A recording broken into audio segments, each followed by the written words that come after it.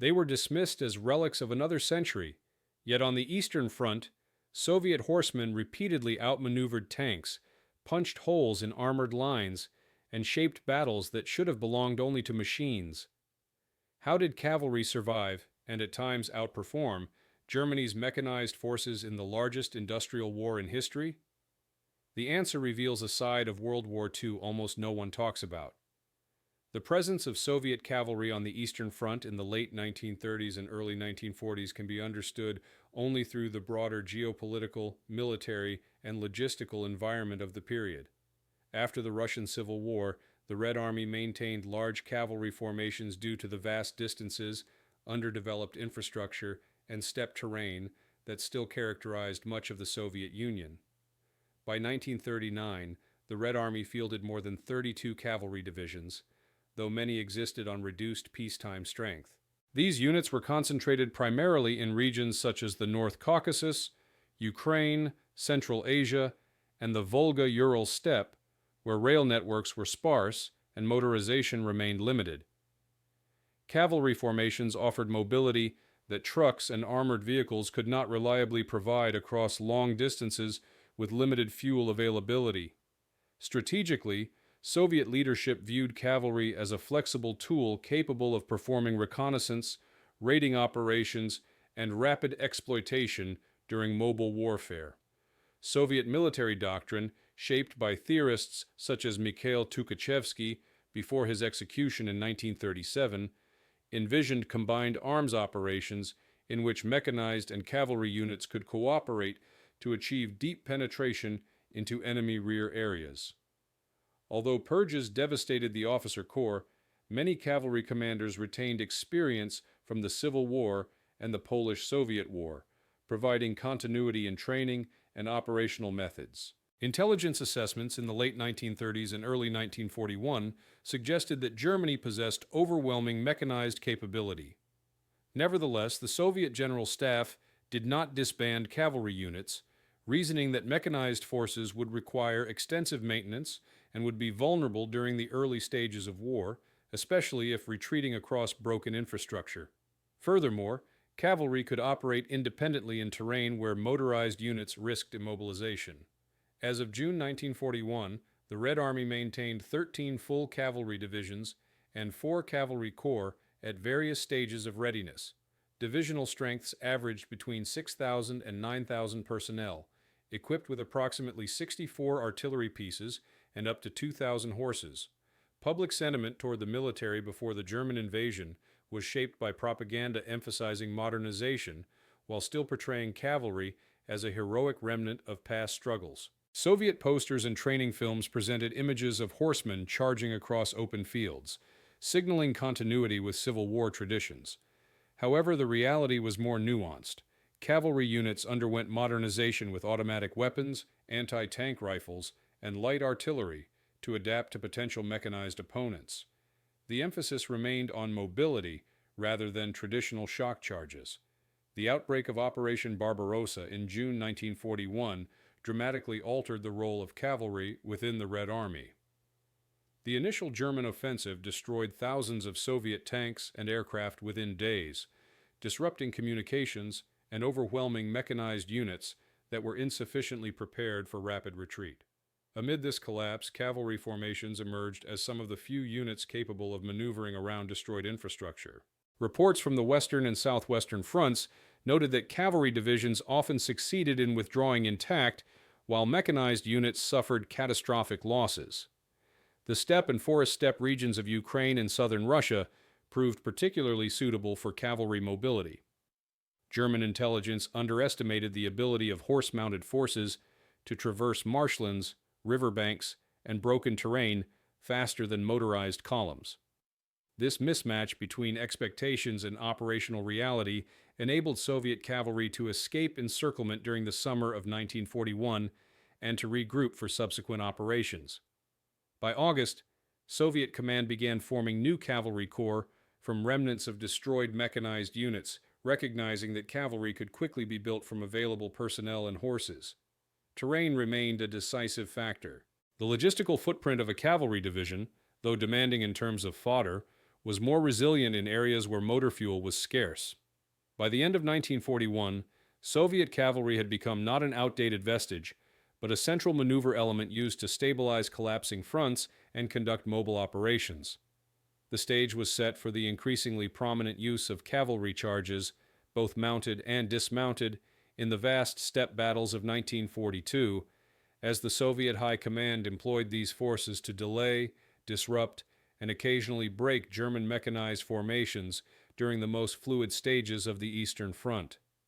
As the front stabilized briefly during the late autumn of 1941, Soviet commanders began reorganizing surviving cavalry units into larger, more coherent formations capable of carrying out mobile operations across the steppe. Reports from Army Group Center noted Soviet cavalry moving 40 to 60 kilometers per day through forests and open steppe, bypassing German strongpoints and appearing behind defensive lines. These movements disrupted supply columns, overran isolated infantry companies, and forced the Germans to divert motorized units to restore rear area security. The opening phase of these operations highlighted the flexibility of cavalry in harsh winter conditions. For example, the 1st Guards Cavalry Corps advanced deep into the German rear during January 1942, striking supply depots and railway stations across the Vyazma sector. Although the Corps suffered heavy casualties due to encirclement risks and limited ammunition, its mobility forced the Germans to delay other operations to contain it. By early 1942, most cavalry divisions included motorcycle scout units, horse-drawn artillery, and anti-tank rifle platoons equipped with PTRD or PTRS rifles. Machine gun squadrons provided firepower capable of supporting both mounted and dismounted operations. Although cavalry charges with sabers occurred under certain conditions, they were not the primary method of attack. Instead, cavalry typically fought dismounted, using horses for rapid movement to advantageous terrain before engaging German forces on foot with rifles, submachine guns, and light artillery. Nevertheless, mounted action remained part of Soviet doctrine. Charges occurred when terrain, surprise, and enemy weakness aligned. Open steppe provided the space for rapid mounted advances, and German infantry caught without sufficient machine guns or armored support could be overrun. Despite these measures, cavalry continued to exploit gaps created by overstretched German units, particularly along the flanks of fast-moving mechanized formations. The strategic environment of early 1942 intensified the reliance on cavalry. Soviet industry, still recovering from evacuation and relocation, faced difficulties producing sufficient motor vehicles and tanks to sustain large mechanized formations. Consequently, cavalry remained one of the few mobile forces available in adequate numbers. At the same time, the vast expanses of the southern steppe and the forest steppe regions allowed cavalry to operate in ways that mechanized units could not. Snow cover, marshes, and broken terrain limited vehicle mobility, but posed fewer obstacles to horses, enabling cavalry to maneuver around German flanks and exploit gaps created by retreating units. By March 1942, the Red Army's use of cavalry had become an integral component of its operational planning. Because mechanized forces remained limited in number and condition after the losses of 1941, Soviet commanders relied heavily on cavalry corps to fulfill roles normally assigned to tank or motorized divisions. This reliance reflected both doctrinal continuity and practical necessity, as cavalry required less fuel, could move across terrain impassable to vehicles, and could be redeployed with greater ease across long distances. The strategic objectives of Soviet cavalry during this period centered on deep reconnaissance, screening operations, raiding logistics hubs, and exploiting breakthroughs achieved by infantry or tank units. Soviet doctrine emphasized that cavalry should not engage in prolonged frontal combat against German infantry with strong automatic weapons and artillery support. Instead, cavalry corps were instructed to operate in dispersed formations, advance rapidly into the enemy rear, and disrupt communication lines and supply routes. German intelligence reports from early 1942 reflected growing concern over Soviet cavalry mobility. Captured documents from Soviet formations revealed detailed operational instructions for conducting raids against railways, depots, and transport nodes. In response, German commanders reinforced rear area security units, deployed additional reconnaissance detachments, and positioned anti-tank guns along likely cavalry approach routes. Nevertheless, German forces remained stretched across a wide front, making it difficult to protect every vulnerable location. This strategic overextension created opportunities for Soviet cavalry to penetrate deep into German-held territory during the early months of 1942. Cavalry commanders prepared thoroughly for such operations. Training programs emphasized night marches, silent approach tactics, rapid dismounting under fire, and the establishment of temporary defensive positions while awaiting infantry support. While cavalry could move quickly across open steppe, tank brigades often struggled with mechanical failures, fuel shortages, and the difficulty of traversing terrain unsuited to tracked vehicles. Soviet propaganda also played a role in shaping public sentiment toward cavalry operations. Newspapers highlighted successful raids, portraying cavalry as symbols of endurance and mobility reminiscent of Civil War triumphs. These narratives reinforced morale at a time when mechanized forces were scarce. However, internal Soviet military correspondents remained more cautious, acknowledging that cavalry could not replace tanks in large-scale offensive operations and were vulnerable to concentrated German firepower if misused. Weather remained a decisive factor during the planning phase. As the spring thaw progressed across southern Russia and Ukraine, roads often became impassable to vehicles. Marshland expanded, rivers flooded, and dirt tracks turned to mud. By late spring 1942, the groundwork had been laid for a series of major engagements across the steppe in which cavalry would play a prominent role.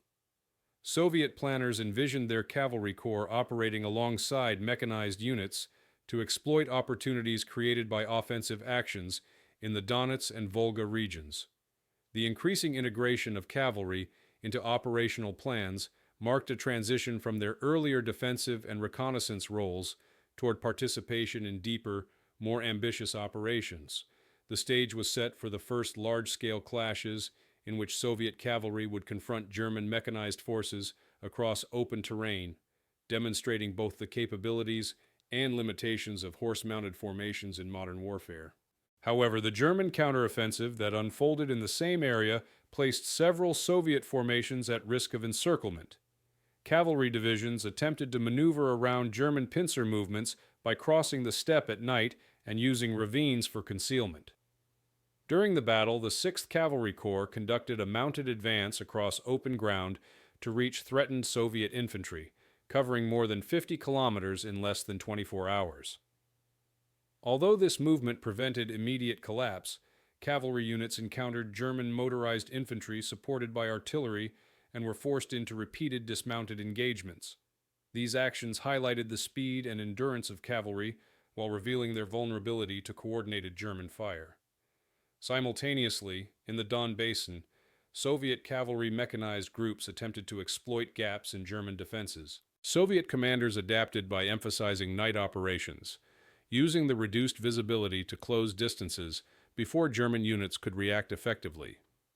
Night marches became routine, with cavalry formations covering long distances to achieve surprise at dawn. During these operations, horses provided distinct advantages. They were quieter than trucks, produced less visible dust, and could traverse terrain inaccessible to motor vehicles. This capability enabled Soviet cavalry to evade German air reconnaissance, which otherwise dominated daylight hours.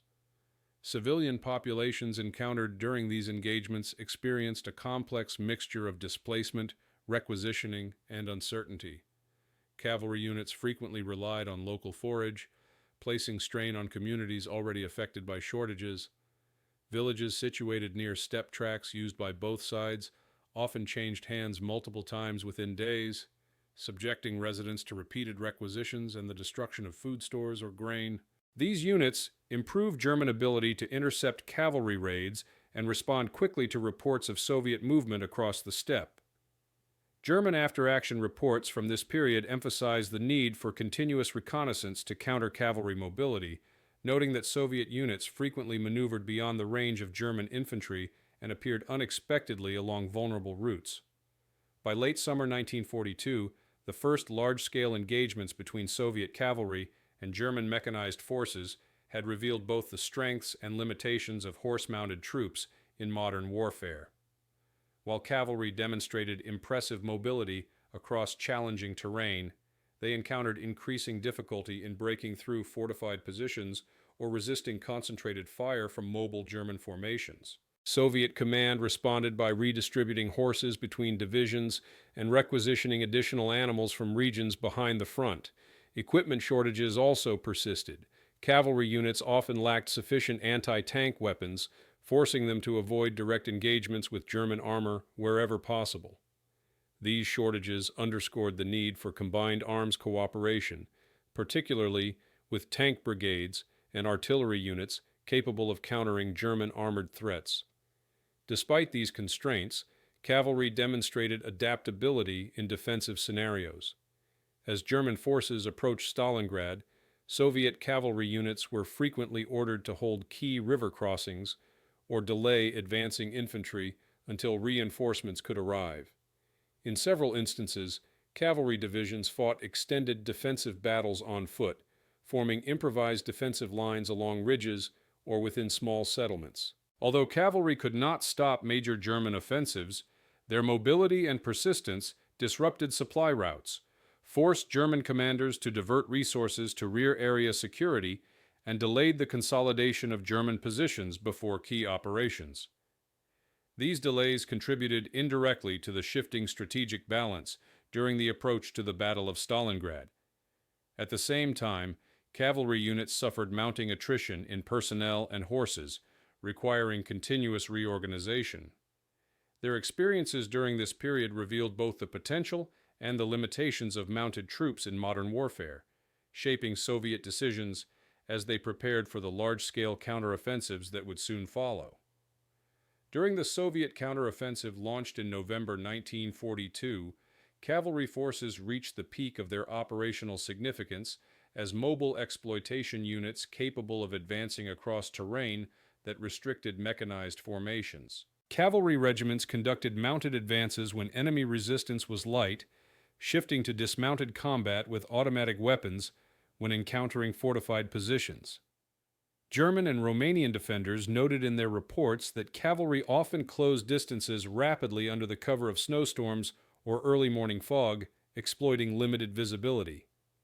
These conditions constrained the effectiveness of Axis artillery and machine gun fire, enabling Soviet forces to infiltrate positions and overrun outposts. Farther south, the 4th Guards Cavalry Corps took part in the drive toward Kalach, a crucial link in the logistical chain supplying the German 6th Army. Its regiments conducted raids against roads leading toward the Don, destroying ammunition depots and capturing isolated headquarters. These raids contributed to the broader collapse of Axis coordination. In one documented instance, a cavalry division advanced nearly 50 kilometers in less than 36 hours to reach a retreat route used by Italian forces, capturing large numbers of stragglers and disrupting attempts to establish defensive lines. However, the intensity of winter conditions placed enormous strain on cavalry operations. Horses required significant amounts of fodder, and shortages intensified as supply lines extended. Veterinary services faced increased cases of frostbite, illness, and exhaustion among animals. Cavalry units often had to redistribute horses during operations, leaving some regiments temporarily without sufficient mounts and forcing them to fight exclusively on foot. Despite these challenges, cavalry maintained a degree of mobility unmatched by most motorized units, which struggled with frozen fuel lines, stalled engines, and impassable terrain. These pursuits involved continuous movement across snow-covered plains, with cavalry often advancing ahead of mechanized units to seize bridges, fords, and villages before enemy forces could establish defensive positions. In several documented cases, cavalry regiments captured intact bridges that German engineers had not yet prepared for demolition, allowing Soviet armor to cross rapidly and maintain momentum. Civilian populations encountered during these operations faced severe hardships. Villages along the cavalry's path were frequently requisitioned for food, shelter, and forage, while Axis forces retreating through the same areas often engaged in scorched earth actions that destroyed supplies, livestock, and infrastructure. Civilian accounts from this period describe the rapid succession of Soviet cavalry, German rearguards, and again Soviet units, with little distinction between front and rear areas. The peak of the campaign illustrated both the operational value and the human cost of Soviet cavalry warfare. Cavalry played an essential role in multiple breakthroughs, encirclements, and exploitation operations, particularly when harsh weather and undeveloped terrain restricted mechanized mobility, yet losses in personnel and horses were significant. Entire regiments were sometimes reduced to a fraction of their initial strength due to combat, exposure, and exhaustion. By early 1943, many cavalry divisions required substantial reinforcement and reorganization before they could continue operating. Despite these losses, the achievements of Soviet cavalry during the peak winter offensives demonstrated their continued relevance on the modern battlefield. Their ability to operate in conditions that immobilize vehicles, their capacity for rapid maneuver across vast steppe distances, and their effectiveness in disrupting enemy logistics contributed meaningfully to the broader strategic shifts unfolding on the Eastern Front during the winter of 1942-43. As the front shifted westward in early 1943, Soviet cavalry units transitioned from breakthrough exploitation to sustained operations marked by resistance, adaptation, and continuous maneuver. The winter counteroffensive had significantly altered the balance of forces on the Eastern Front, but German formations that withdrew from the Don Basin and the Caucasus still retained substantial firepower, particularly in mobile battle groups built around Panzer III and Panzer IV tanks, armored cars, and motorized infantry. Soviet cavalry, now operating across increasingly varied terrain, faced a combination of open steppe, riverine obstacles, and partially urbanized zones. These conditions demanded continuous tactical innovation to maintain mobility and effectiveness. One of the most demanding operational environments emerged during the advance into the Donbass industrial region. Cavalry units that had previously maneuvered across open steppe now confronted landscapes dominated by slag heaps, trenches, and ruined settlements. These features limited mounted movement and exposed cavalry to ambushes from German infantry using fortified structures for cover. To adapt, cavalry divisions shifted to mixed formations in which mounted elements bypassed enemy strongpoints, while dismounted contingents conducted assaults with grenades, automatic weapons, and anti-tank rifles. In several cases, cavalry units coordinated with sappers to clear paths through minefields, enabling horses to move safely through contested zones. During the operations along the northern Donets in February and March, Soviet cavalry encountered stiff resistance as German forces attempted to establish defensive lines along key river crossings. Cavalry regiments conducted reconnaissance in force to identify weak points, crossing partially frozen rivers under enemy fire.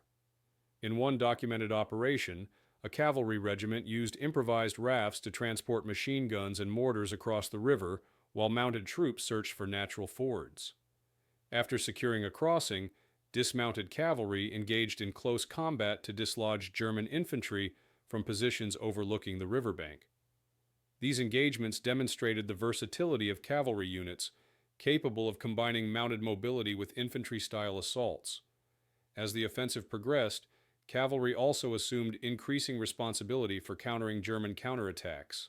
When German battle groups launched counteroffensives to retake lost ground or cover the withdrawal of key units, Soviet cavalry often formed mobile defensive screens.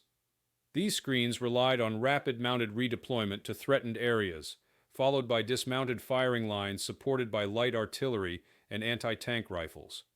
Although these weapons were insufficient to stop concentrated armored thrusts, they succeeded in delaying German advances long enough for Soviet mechanized or rifle formations to arrive.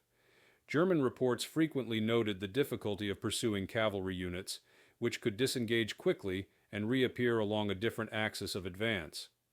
German partisan suppression efforts in occupied territories also intersected with cavalry operations. In regions where Soviet partisans maintained significant activity, particularly the forests of the Donbass and left bank Ukraine, cavalry often coordinated with partisan detachments to identify gaps in German defensive positions. Partisans provided intelligence on German troop movements, supply routes, and defensive preparations, enabling cavalry units to execute targeted raids. In return, cavalry operations disrupted German anti-partisan efforts by drawing mobile security forces away from forests and rural settlements. This interplay between cavalry and partisans increased pressure on German logistics, which were already strained by long retreat routes and poor weather. One of the most significant cavalry innovations during this period was the formation of cavalry mechanized groups, KMGs, which combined cavalry corps with tank brigades and mechanized infantry. These groups created flexible operational elements capable of rapid penetration, followed by sustained combat. KMGs proved effective in regions where mechanized units alone risked overextension due to fuel shortages or impassable terrain. In contrast, cavalry within these groups provided reconnaissance, flank security, and exploitation forces capable of advancing even when armored vehicles became immobilized. The successful use of these formations during operations in the Donbass set a precedent for later campaigns across Ukraine and Belarus. Despite improvements in tactics and organization, cavalry units continued to struggle with shortages of anti-tank weapons, motorized support, and replacements for horse casualties. As campaigns extended deeper into regions previously held by German forces, the availability of forage and water became more unpredictable. Horses weakened by successive winter campaigns required rest and veterinary care, yet the pace of operations allowed little time for recovery. Some divisions reported horse losses of 40% during the early months of 1943, reducing their ability to conduct prolonged mounted actions. Soviet command responded by integrating additional light artillery and machine gun units into cavalry corps to increase their staying power during dismounted engagements. Morale within cavalry formations fluctuated as conditions shifted. The sense of momentum accompanying Soviet advances in early 1943 contributed to confidence among many cavalrymen, particularly as they participated in the liberation of towns and villages. However, prolonged exposure to harsh weather, limited rations, and continuous movement imposed significant psychological strain. Letters and diaries from cavalry personnel during this period frequently referenced exhaustion and the difficulty of maintaining both horse and rider in operational condition. Commanders attempted to offset these pressures by rotating regiments between frontline missions and rear area rest zones when possible, but such rotations remained inconsistent due to operational demands. German forces sought to counter the increasing effectiveness of Soviet cavalry by reinforcing key sectors with additional motorized infantry and deploying reconnaissance aircraft to limit cavalry surprise attacks. Luftwaffe operations posed a particular threat, as cavalry formations moving across open terrain were highly vulnerable to strafing runs. Soviet commanders adapted by emphasizing night marches, the use of ravines and riverbeds for concealment, and dispersal of formations to minimize losses from air attacks. Reports from cavalry corps highlight repeated night advances exceeding 40 kilometers to avoid Luftwaffe reconnaissance. By spring 1943, the cumulative effect of these adaptations became clear. Soviet cavalry had transformed from a force often perceived as outdated at the beginning of the war into an increasingly integrated component of combined arms operations. Their ability to maneuver rapidly, exploit breakthroughs, retard enemy counterattacks, and operate effectively in terrain that impeded mechanized forces made them indispensable during this transitional period on the Eastern Front. As both sides prepared for the next phase of the conflict, cavalry units, though strained, remained capable of playing a decisive role in the operations that would determine the course of the summer campaigns. Throughout the summer of 1943, the strategic momentum on the Eastern Front shifted once again as German command prepared for Operation Citadel while the Red Army expanded its mobile capabilities across multiple fronts. In this evolving environment, Soviet cavalry played a significant yet increasingly complex role. The concentration of German armor around the Kursk salient reduced opportunities for large-scale cavalry breakthroughs in that sector, but cavalry units were heavily engaged in supporting flanking operations, countering German reconnaissance, and exploiting weaknesses emerging along overstretched axis lines outside the main offensive zone. The period marked a turning point in how Soviet cavalry operated, revealing the limits of mounted warfare while highlighting its continued value in areas where terrain and operational tempo constrained mechanized formations. During preliminary German operations in the lead-up to Citadel, Soviet cavalry corps stationed along the northern and southern approaches to the Kursk salient conducted continuous reconnaissance and raiding missions. Their objective was to identify German troop concentrations, disrupt engineering works, and delay preparatory movements. Cavalry patrols maneuvered across wooded areas and steppe clearings, engaging German forward security elements in small-scale skirmishes. Reports from Soviet commanders noted that cavalry reconnaissance often detected German armored groupings several hours before aerial reconnaissance could confirm them, particularly in areas where low cloud cover limited visibility. These reconnaissance efforts contributed to the Soviet High Command's ability to predict likely German attack routes and reinforce defensive positions accordingly.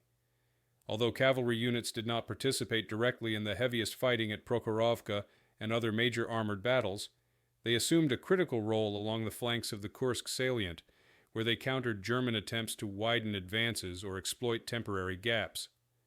In several instances, cavalry divisions were deployed to intercept German reconnaissance battalions seeking to locate weak points along the Soviet defensive belts. These actions accelerated the German withdrawal from Orel by forcing fragmented redeployments of motorized units to defend exposed positions.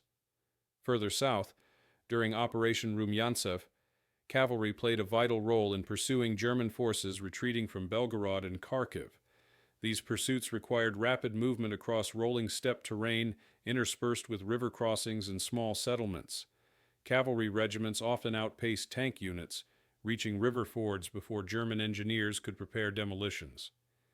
In multiple documented cases, cavalry captured partially destroyed bridges and held them until Soviet sappers could complete repairs, enabling mechanized units to continue the advance without significant delay.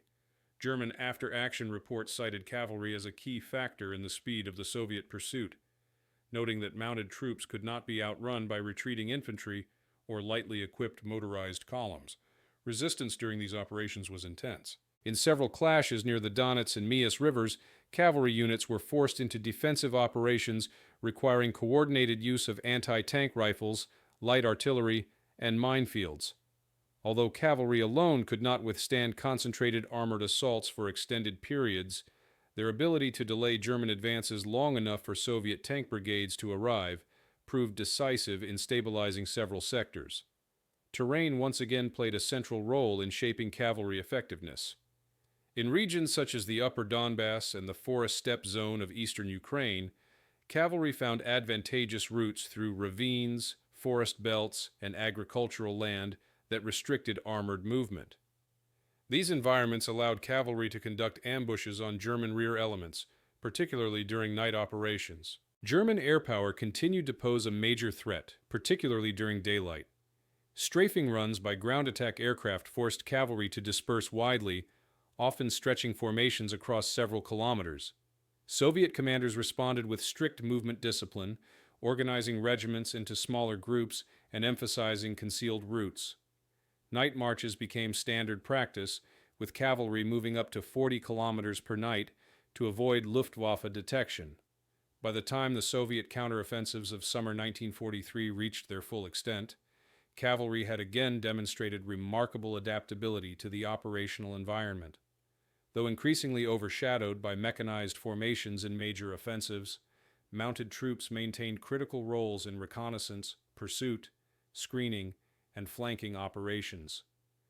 Their capacity to traverse terrain unsuitable for mechanized units, exploit breakthrough conditions, and harass retreating enemy forces ensured their ongoing relevance. Cavalry units, though reduced in number compared to earlier phases of the war, were integrated into complex operational plans that combined mechanized formations, rifle divisions, and artillery in coordinated assaults across expansive fronts. The changing nature of the conflict meant that cavalry faced both new opportunities and new dangers as the front lines stretched over thousands of kilometers of diverse terrain.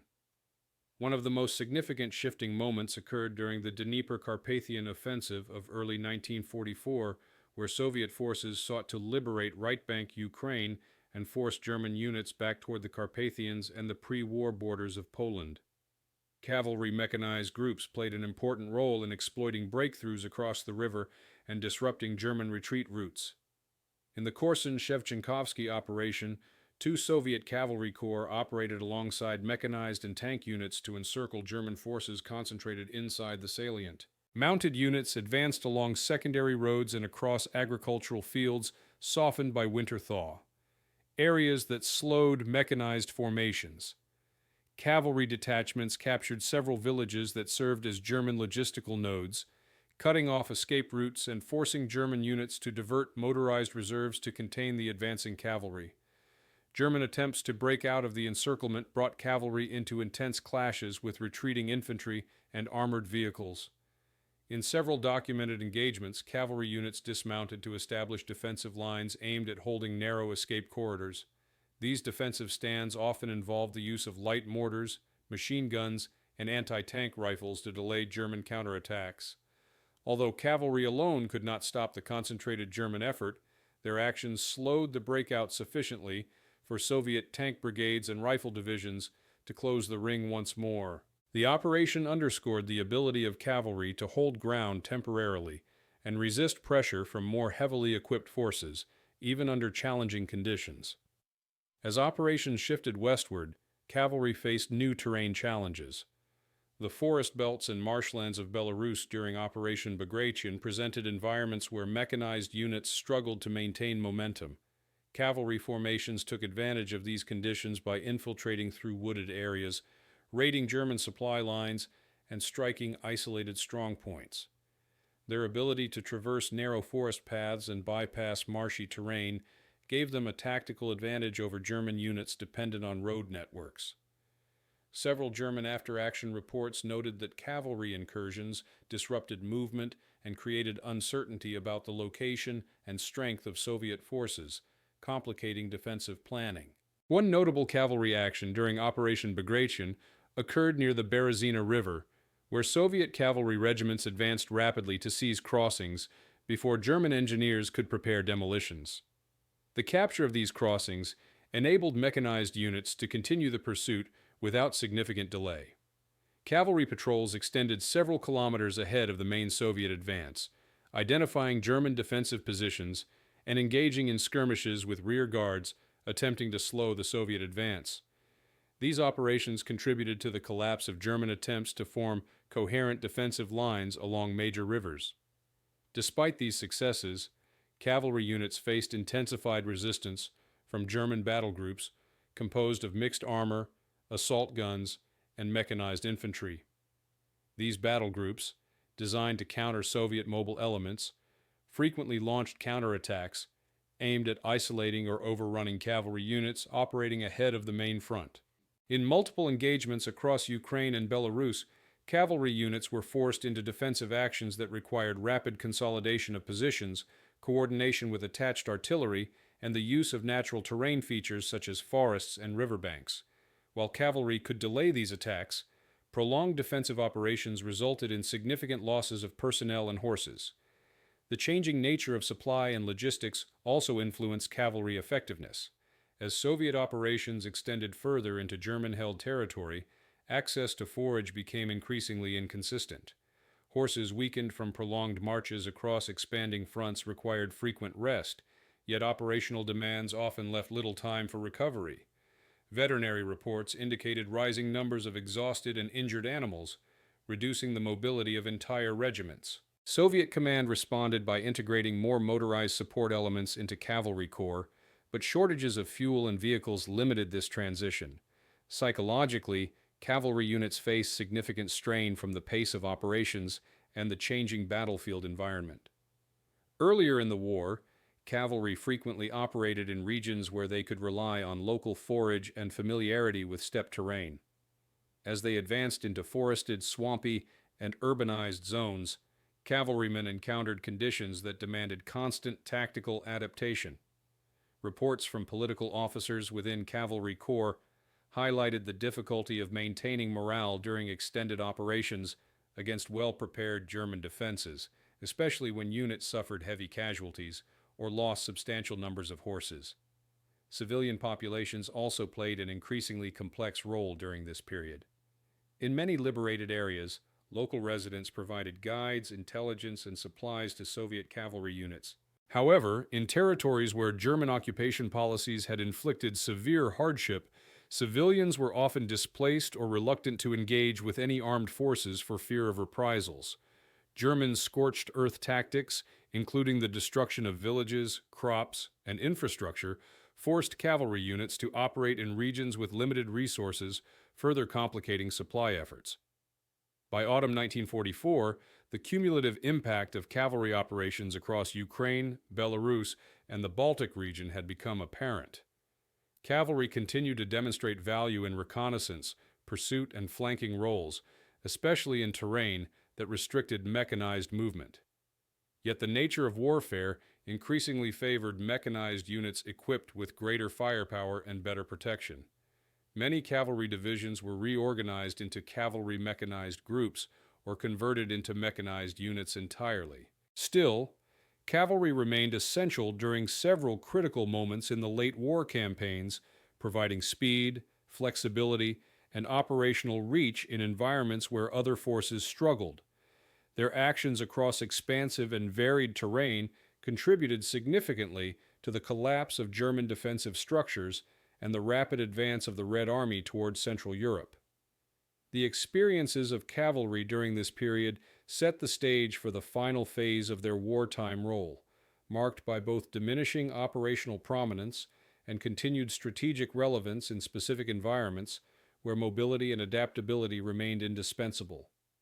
As the Red Army pushed into Eastern Europe in late 1944 and early 1945, Soviet cavalry formations entered the final phase of their involvement in the war. Their operational environment had changed dramatically.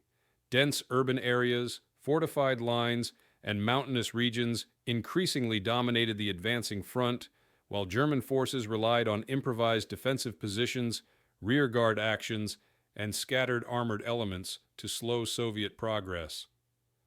Although mechanized and tank units now spearheaded most breakthroughs, cavalry remained active in supporting roles where mobility, stealth, and adaptability were essential. Their actions in Poland, Hungary, and Czechoslovakia illustrated both the enduring value and the inherent limitations of mounted troops in modern large-scale warfare. One of the last major campaigns in which Soviet cavalry played a prominent role was the Vistula-Oder offensive of January 1945. While tank armies conducted deep penetrations toward the Oder River, cavalry mechanized groups advanced along flanking routes, bypassing heavily defended towns and securing river crossings before German forces could reinforce or destroy them.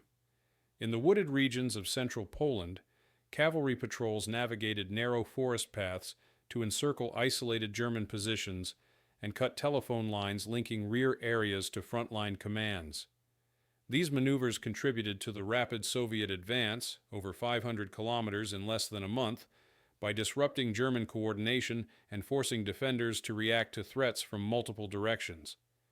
During the East Prussian offensive, cavalry encountered some of the most difficult conditions of the war. Forested terrain, lakes, and fortified villages constrained mounted maneuver, requiring cavalry units to fight primarily on foot. German defensive positions in East Prussia were heavily reinforced and supported by remaining armored assets, including assault guns and self-propelled artillery. Cavalry units participated in attempts to isolate fortified towns by infiltrating through forested areas and disrupting attempts by German units to withdraw toward Königsberg. Mounted operations were limited, but cavalry detachments provided reconnaissance and secured gaps between larger Soviet formations as they advanced through fragmented terrain. The Budapest offensive and the subsequent fighting in Hungary highlighted the adaptability of cavalry in terrain that restricted mechanized mobility. The rolling hills, forests, and marshlands of Transdanubia favored small unit operations and rapid maneuver, and Soviet cavalry exploited these features to conduct raids against German and Hungarian supply routes. During the battles around Lake Balaton in early 1945, cavalry units served as mobile screens, detecting German counterattacks and delaying armored thrusts with dismounted skirmishing. These actions helped Soviet tank armies reposition in time to blunt the final major German offensive of the war. In Slovakia and the Carpathian foothills, cavalry faced terrain that had long limited mechanized warfare. Here, cavalry units moved through mountain passes and forested slopes to flank German and Slovak defensive lines. Their operations supported local partisan groups who supplied intelligence on German troop movements, minefields, and supply locations. This cooperation enabled cavalry to execute targeted raids on German communication routes, contributing to the broader collapse of German defensive positions in the region. Despite their continued utility, cavalry faced severe constraints as the war neared its end. Horses suffered heavily during sustained winter operations, with shortages of fodder and exhaustion reducing mobility. Many regiments reported losses of 30–50% of their mounts during extended campaigns in Poland and Hungary. Replacement horses were scarce, and those that arrived often lacked training or physical conditioning for combat operations. The logistical demands of feeding and caring for horses became increasingly burdensome as supply lines stretched deeper into Central Europe. Moreover, the changing character of the battlefield reduced the frequency of cavalry engagements. Urban combat, which dominated the final months of the war, offered few opportunities for mounted maneuver. During the Berlin offensive, cavalry was largely relegated to rear area security, reconnaissance, and the pursuit of isolated German units attempting to break out of encirclement. While mounted patrols occasionally pursued retreating forces along forest roads or across agricultural terrain, their operational significance had diminished compared to earlier campaigns. Nonetheless, cavalry remained relevant in certain specific contexts until the final days of the war. In rural areas of northern Germany and Czechoslovakia, cavalry detachments advanced ahead of mechanized units to secure bridges and small settlements. They intercepted fleeing German stragglers, prevented sabotage attempts, and provided reconnaissance in regions where Luftwaffe activity had ceased, but isolated German units continued to resist. The mobility of cavalry proved useful during the rapid Soviet advance into Czechoslovakia in May 1945, especially in mountainous and forested regions where German armored units could not maneuver effectively. In the immediate aftermath of Germany's surrender, cavalry units were tasked with stabilizing newly liberated regions, capturing remaining pockets of resistance, and assisting in restoring order. Their mobility allowed them to patrol large rural areas where communication infrastructure had been destroyed. In several cases, cavalry participated in humanitarian operations, guiding displaced civilians, escorting supply convoys, and securing transport routes in regions suffering from shortages of food and medical supplies. The legacy of Soviet cavalry in the Second World War is complex but significant. On one hand, the conflict demonstrated the limitations of horse-mounted troops in modern mechanized warfare, particularly when facing concentrated firepower from tanks, artillery, and aircraft. While mechanization would soon render horse-mounted units obsolete, the wartime experiences of Soviet cavalry highlighted the enduring importance of mobility, adaptability, and terrain exploitation, principles that continued to influence post-war military doctrine. By the war's end, cavalry had transitioned from a once central component of Soviet operational planning to a specialized force with diminishing strategic relevance.